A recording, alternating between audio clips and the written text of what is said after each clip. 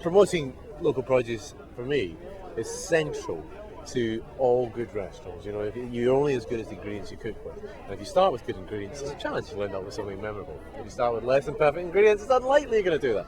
So for me, produce is absolutely key. And I think, you know, we've got to sell that all the time, and, you know, and put our money where our mouth is when it comes to local sourcing, and actually do it. Don't just talk about it, actually do it. What's your take on the fact that Scotland's finest produce in the shellfish market just seems to disappear to the Mediterranean? Well, it's, you know, I'm on record of the last 20 years of moaning that, you know, people go for their holidays to the Mediterranean, and they sit on a terrace overlooking the shimmering azure blue Mediterranean, and they tuck into the plateau de fruits de mer and say how fantastic these langoustine are. And the langoustine probably came out on the plate with them. It's bonkers. You know, eat it here at home. It's going to be fresher. It's going to be better.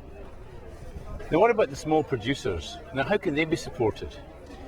Well, I mean, if you've got 3 days and you want to sit down with me, we can talk through the whole thing. It's a holistic approach that we need to this. And you can't just look at, you know, whether it's the marketing or whether it's cooperatives or whether it's funding or whether it's, you know, help in terms with their business plans or, you know, finding routes to markets or developing interfaces with manufacturers and, you know, secondary processing and stuff.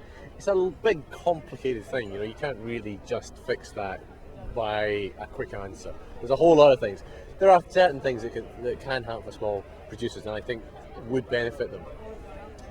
Every supermarket has to have a license to operate. So part of the condition of the grant of that license should be that a certain percentage of their forecourt is given over to small independent producers.